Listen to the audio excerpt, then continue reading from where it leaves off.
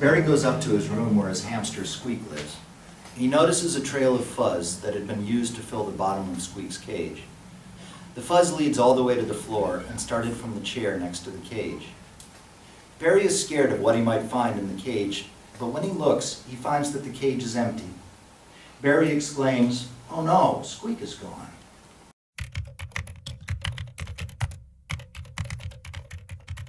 He remembers everything that happened.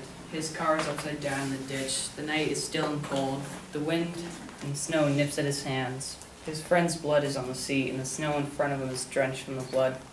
The shiny glass cuts across his hands and forearms like knives.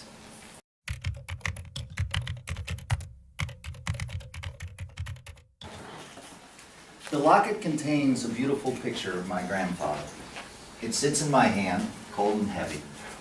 The oval shape fits perfectly in the palm. The back feels like a flat, smooth stone.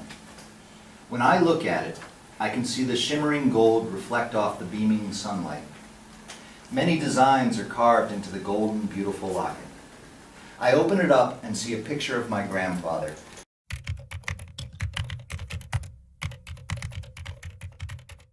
She sits in her room thinking of ways to sneak out to go see him. How can I get out of the house without my parents catching me? Should I wait until they go to bed? Is he worth going to see? Yes.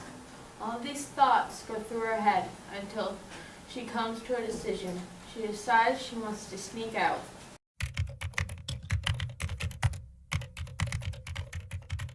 Two fires. He is secretly in love with her. She is his best friend. They are both 16 and inseparable, and he thinks she is in the building where the fire broke out. He loves her, but never has had the courage to tell her. He stands with his friends, like a statue, lifeless in a museum. He is tall with dark hair, sky blue eyes, and a sun-blinding smile.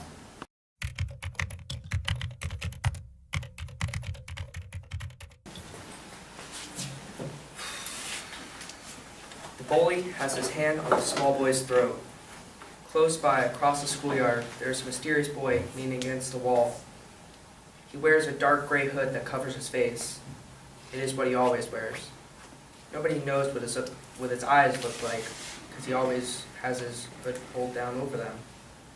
He just doesn't want anybody to see him. He's afraid that people will judge him by his appearance.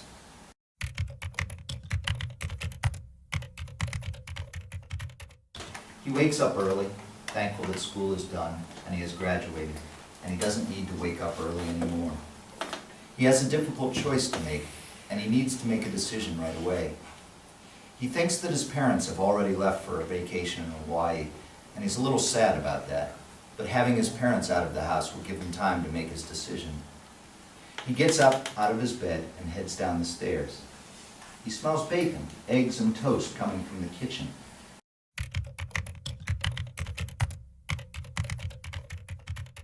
She thinks about it, but she decides it would be best to tell her family after school. Alice decided about 3 weeks ago to adopt a child. She had heard about a child that had a sad life, and she wanted this child to have a good life and an awesome family.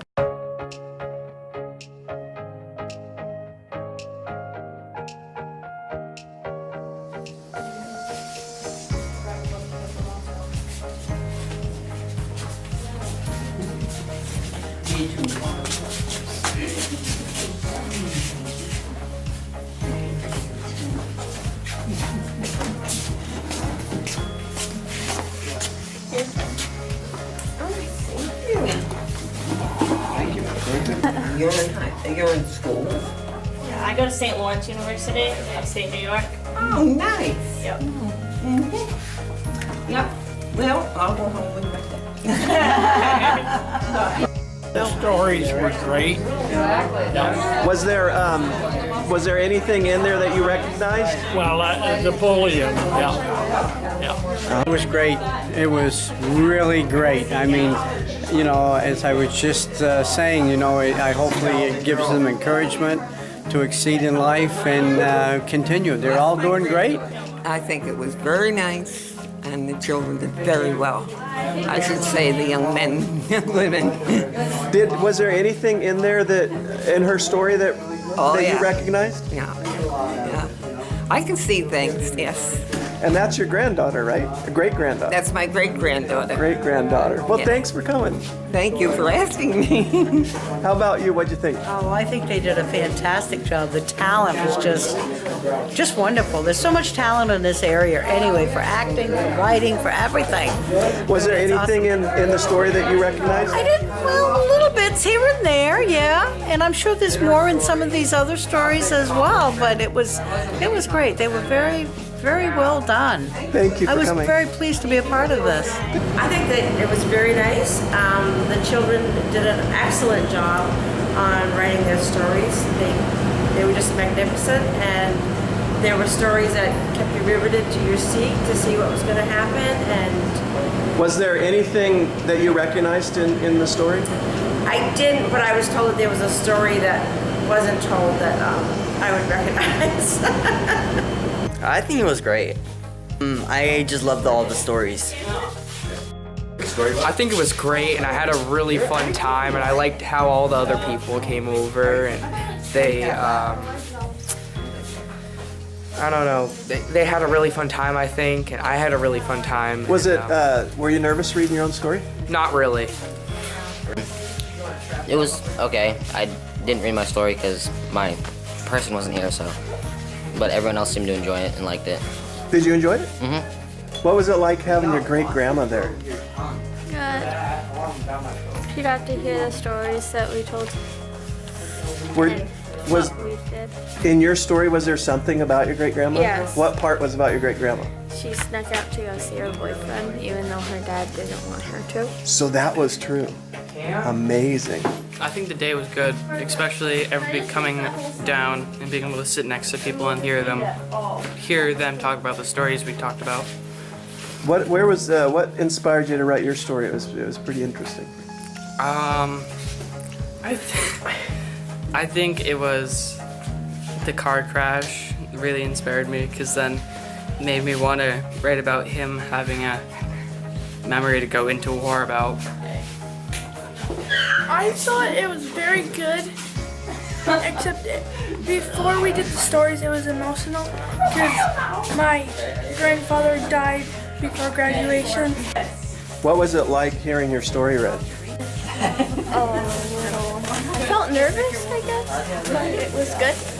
Working with them was an adventure. They have a very wild imaginations, and so some people really took the project in stride and wrote pages upon pages, and others we had to work more with to really pull the story out of them. But Mr. Riker and Story did a great job with really honing in on what we wanted them to really say and making sure that their ideas got onto paper. I thought it was wonderful. I'm really, really proud of the students and what they accomplished, especially in such a short amount of time. They really produced high quality work. That's impressive and amazing.